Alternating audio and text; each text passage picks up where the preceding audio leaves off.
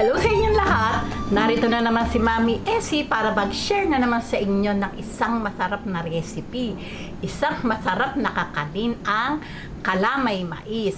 Pero bago po tayo mag-umpisa, kung kayo ay nasa Facebook, don't forget to follow, like, and share. At kung nasa YouTube naman po, wag lang kalimutang mag-subscribe at pindutin ang bell button para lagi kayong updated sa ating mga bagong video. Ngayon, narito po ang ating mga kakailanganing sangkap. Gagawa po tayo ng kalamay mais. Meron na po ako nitong unang ginawa, pero magkaiba po sila ng version. Ito pong gagawin ko ngayon, mas pinadali po. Gagamit po tayo ng isang pirasong mais, yung pong malaki ang piliin natin. 3 cups glutinous rice flour, 3 cups coconut cream, isang latang malaking condense, at eto po, langka. Maglalagay po ako ng langka para po lalong mapasarap ang ating kalamay mais. Kung wala po kayong langka, pwede na rin po ang langka flavoring. Okay, umpisahan na po natin yung paggagayat ko ng ating mais.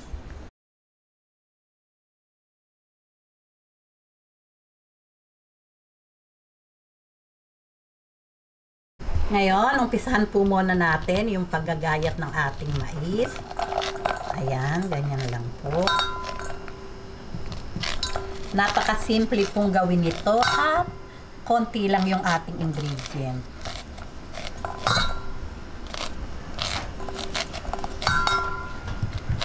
Okay, heto na po yung ating mais. Atin lang po itong ibe-blender.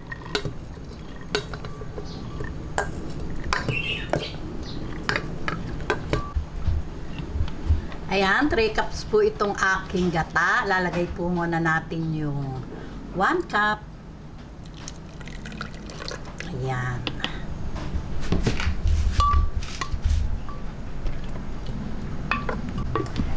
Ayan, ngayon po ating i-blender.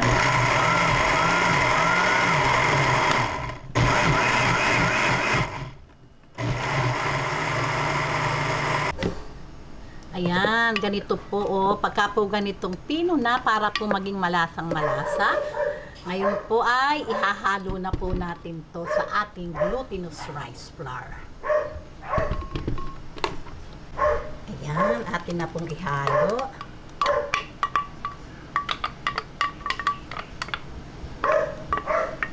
Atin lang pong sinutin yung natitira at sayang. Ayan, nalagay na po natin yung mais. Heto po yung natitira pa nating gata. Ayan. Bali 3 cups po iyang ating gata.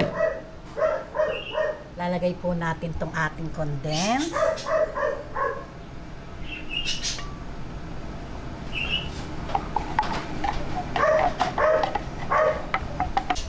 Okay, ang langka.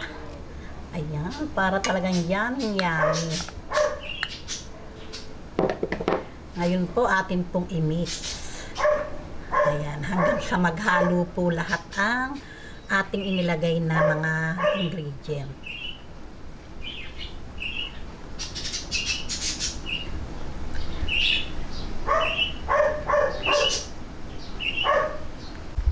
Ayan, wala na pong buo-buo itong ating kalamay mixture. Ngayon po, para po medyo siya magkakulay, maputla po kasi, lalagyan po natin siya ng food color na yellow.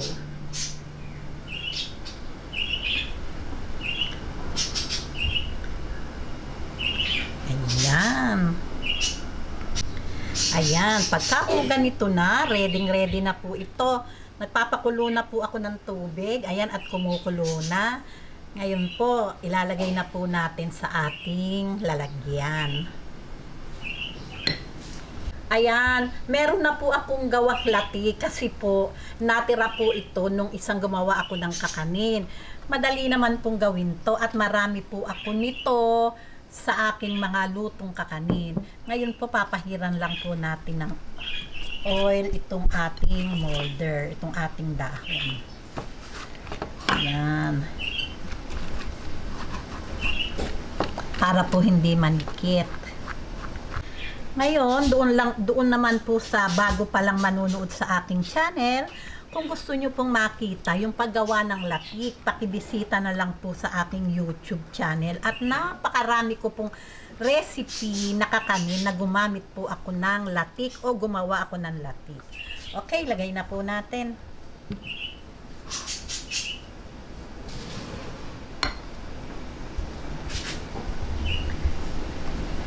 Ayan. Ayan, ngayon po, heto na. I-steam na po natin to ng 1 oras sa medium to low heat lang po yung ating apoy. Kumukulo na po yung ating tubig. Atin na po itong ilagay. Ayan, magbabalik po tayo pagkaraan ng 1 oras. Babalikan po natin to. Yung pong apoy, nasa medium lang po. Medium to low heat. Ayan, heto na po yung aking nagawang kalamay sa mais. Nagdagdag po ako ng oras kasi po, nag-alanganin po ako na ibuhos ko po lahat sa aking molder yung lahat ng mixture. Nakapal po, kaya nagdagdag pa po ako ng 1 oras. Pero kung gagawa po kayo, sa molder nyo po, 3/4 lang po yung ilalagay nyong mixture ng kalamay. At okay na okay po iyon. 1 oras po yung ating pagluluto sa ganong karami. Ito po kasi nag-alanganin ako, pwede din po pala na lagyan pa, makakagawa pa po kahit sa 1 yanerang malaki. Naibuhos ko na po lahat. Kaya nagdagdag ako ng oras hanggang sa maluto. Ayan, pahiran lang po natin ng oil nitong aking latik. Okay, ngayon, syempre po, masarap, maraming latik. Mas napapasarap po talaga. Basta maraming latik tayong gagawin para ipangbudbud. O, tingnan nyo naman. Ayan. O, paano po? Heto na po yung ating napakasarap na kalamay mais. Siyempre po, tikiman na po tayo. Talaga naman pong itsura pa lang. Yummy na. Ang dami pang latik. Okay. Okay. Hiwain na po natin. Talaga naman pong kakunat.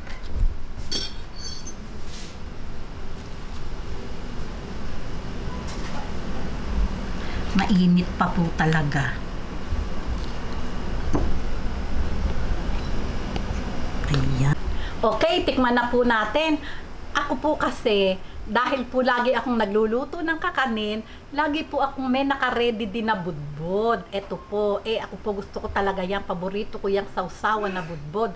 Kaya bukod po sa latik, syempre masarap din po yung may budbod. Ayan, talaga naman pong kakunat-kunat.